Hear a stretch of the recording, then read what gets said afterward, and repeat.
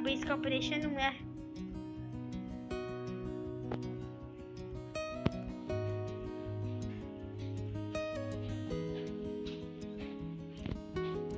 दूर से कुछ इस तरीके से दिख रही है। अब बस इसका आराम करने का टाइम है, तो अल्लाह हाफ़िज़।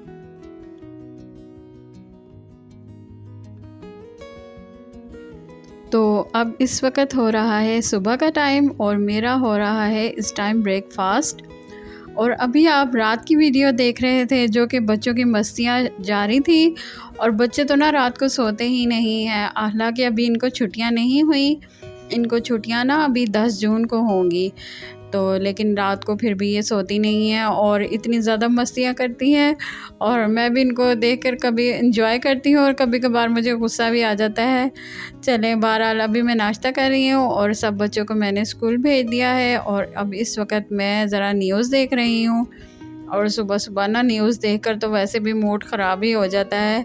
और कभी कभार मैं लगा लूँ तो मैं कहती हूँ कि ये मैंने क्यों लगा ली सुबह सुबह।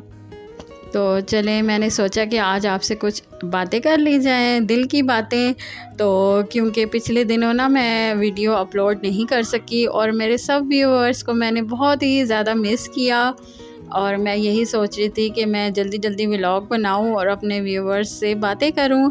तो जी, मैं सबसे पहले अपनी प्यारी बहनों से बात करूंगी कि आप लोग अपना जो है वो टाइम को हमेशा मैनेज करके तो फिर काम किया करें। यानी कि सुबह पहले सोच लें कि हमने दिन में दिन भर में हमने ये काम करना है, तो फिर आप वही काम कीजिए और इसके अलावा कोई भी एक्स्ट्रा काम ना करें।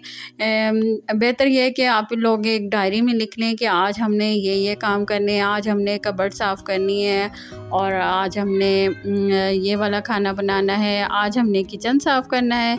क्योंकि अक्सर औक़ात हम लोग यही करते हैं ना कि एक ही दिन में सारे काम करने लग जाते हैं, जिसकी वजह से हम लोग बहुत ही ज़्यादा थक जाते हैं और फिर हमें गुस्सा भी आता है और अक्सर औक़ात तो बच्चों की भी शामत आ जाती है। तो फिर बेहतर यही है कि जो है थोड़ा थोड़ा काम किया जाए, जो कि हमारे लिए भी आसानी हो। और वैसे भी घर को तो साफ़ सुथरा रखना तो हर एक औरत की ही ख्वाहिश होती है। तो बेहतर यही होता है कि टाइम को मैनेज कर लिया जाए, काम को भी मैनेज कर लिया जाए। मैं ख़ुद ही इस तरह करती हूँ कि जैसे कि मैंने आज कपड़े स्टिच करने हैं, तो फिर मैं जो बाकी जो काम है वो मैं फिर ज़रा उनको माइनस कर देती हूँ कि आज मैंने कपड़े सीने हैं या मैंने कपड़े धोने हैं। तो जो एक्स्ट्रा जो काम है वो मैं उस दिन नहीं करती, क्योंकि फिर कोई फ़ायदा नहीं है। हमें सबसे पहले जो है हमारी अहम जो है वो हमारे लिए सेहत होनी चाहिए, क्योंकि हमारी सेहत ठीक होगी तो फिर शौहर और बच्चे भी हमारे होंगे, क्योंकि हम उन्हें टाइम दे सकेंगे, उनसे प्यार कर सकेंगे तभी जब हमारी सेहत ठीक होगी। अगर हम लोग बीमार होके पड़ जाएं तो आप खुद ही सोचें कि 2 दिन बाद ही चलें, कब तक कर लेंगे। एक ना एक दिन तो वो हमसे तंग आ ही जाएंगे कि इसने तो बिस्तर पकड़ ही लिया है। तो जी, अब इस वक्त मैं बना रही हूँ दिन का खाना और मैं खाना बना रही थी और साथ ही मैं सोच रही थी कि मुझे अब जो है वो खाना शाम को बनाना चाहिए, क्योंकि ना दिन में इतनी ज़्यादा गर्मी होती है और किचन भी जो है वो उसकी भी सूरत हाल कुछ इसी तरह थी, बहुत ही ज़्यादा गर्म हुआ था।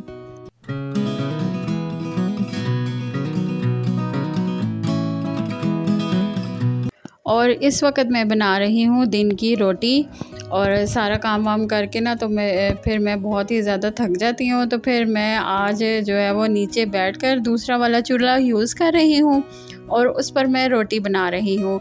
तो जी, अब ये मेरी रोटी तो अभी चले बन जाएगी और फिर साथ ही साथ बच्चे भी मेरे स्कूल से आ गए थे और बच्चों को ना अभी छुट्टियां नहीं हुई हैं। तकरीबन 10 जून को बच्चों को छुट्टियां होंगी। गवर्नमेंट स्कूलों में तो छुट्टियां हो गई हैं, लेकिन प्राइवेट स्कूल्स में अभी छुट्टियां नहीं हुई। लेकिन ना गर्मी बहुत ही ज़्यादा शदीद हो चुकी है। तो जी, किचन में काम करते वक्त भी ना बुरा ही हाल हो जाता है। तो बहरहाल काम तो करना ही है ना, ठंड हो या सर्दी हो या गर्मी हो, काम तो फिर करना ही होता है। और फिर बच्चे मेरे इस वक्त बहुत ही ज़्यादा वेट कर रहे थे कि हमें जो है वो जल्दी से खाना मिल जाए। तो आज मैंने बनाया है खाने में भिंडी गोश्त।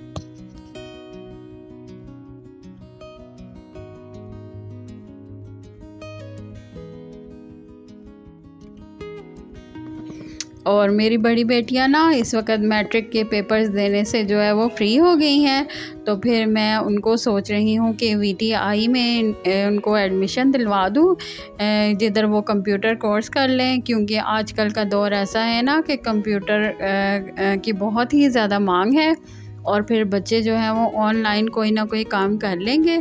और वैसे भी पढ़ाई से ज़्यादा जो है वो आजकल इनकी कोई ना कोई ऑनलाइन जॉब्स जो है वो ज़्यादा चल रही हैं।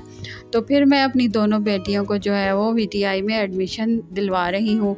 और फिर हमें लेडीज़ को भी बहुत ही ज़्यादा ये इस बात का ध्यान रखना चाहिए कि आजकल इतनी ज़्यादा महंगाई का दौर है, तो फिर सब लोग मिलजुल कर ही कमाएं और अपने हस्बैंड का, अपने फादर का हम लोग साथ दें, बजाय इसके कि हम लोग घर में बैठे हुए टाइम ज़ाया करें।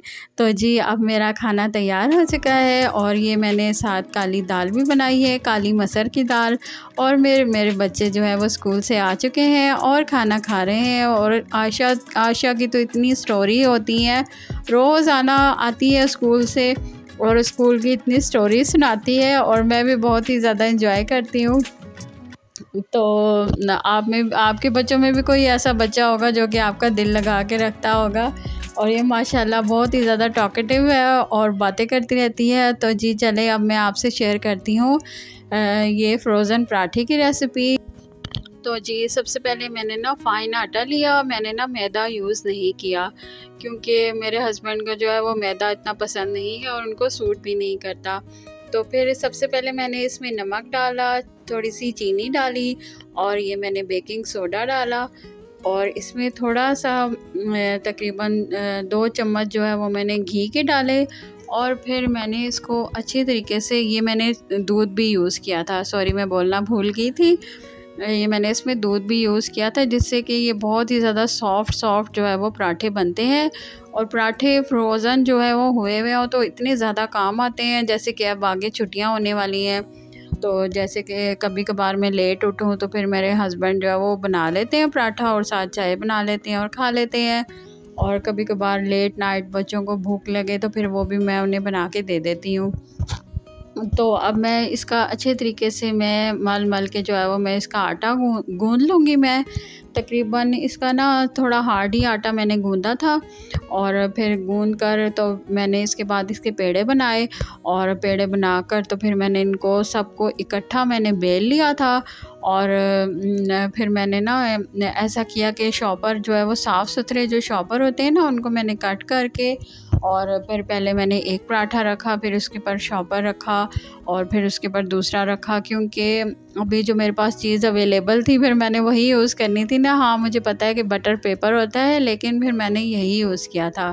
तो अभी मैं आगे चल के आपको दिखाती हूँ कि मैंने किस तरीके से पराठे जो है वो सारे मैंने बेल कर तो फिर उनको मैंने ना फ्रीज़ कर दिए थे। तो आप भी ये यूज़ करना, यानी मेरी रेसिपी जो है वो आप ट्राई करके देखना, इंशाल्लाह ताला बहुत ही अच्छे पराठे बनेंगे। और फिर क्या ज़रूरत है बाज़ार से इतने महंगे जो है वो फ्रोज़न पराठे लेने की, जब घर पे ही इतने अच्छे बन जाते हैं। तो मैंने आपको ये बताना भूल गई थी कि मैंने ना पराठों को बेलते वक्त उसमें ना उसके ऊपर भी मैंने घी की लेयरिंग की थी। आप सोच रहे होंगे कि मैंने आपको बनाते हुए क्यों नहीं दिखाया, क्योंकि जनाब क्या करें, भला और वापडा वालों को उन्होंने ना लाइट ले ली थी। तो जिस वक्त मैं काम कर रही थी ना तो फिर लाइट चली गई थी। तो हमारे मुल्क का ना यही मसला है, थोड़ी सी हवा चलती है, थोड़ा सा मौसम अच्छा होता है तो जी ये लोग लाइट चली गई। तो फिर अब जी क्या किया जाए, तो फिर मैंने ना अंधेरे में सारा काम किया था, इस वजह से मैं आपको सारा दिखा नहीं सकी। तो खैर चलें कोई बात नहीं, मैं आपको फ्रीज़ हुए दिखा दूँगी कि मैंने ना किस तरह बनाए थे और किस तरह के फिर मैंने फ्रीज़ किए थे। ये देखिए ये मैंने ना पराठे बनाकर अब फ्रीज़ कर दिए हैं। तो जैसे ही लाइट आई थी तो फिर मैंने इनको ना दिखा दिया आपको। चलें जी इधर ही मैं अपने व्लॉग का एंड करती हूँ। आप सब अपना बहुत ख्याल रखिएगा और मुझे अपनी दुआ में याद रखिए और चैनल को सब्सक्राइब कीजिए। अल्लाह हाफ़िज़।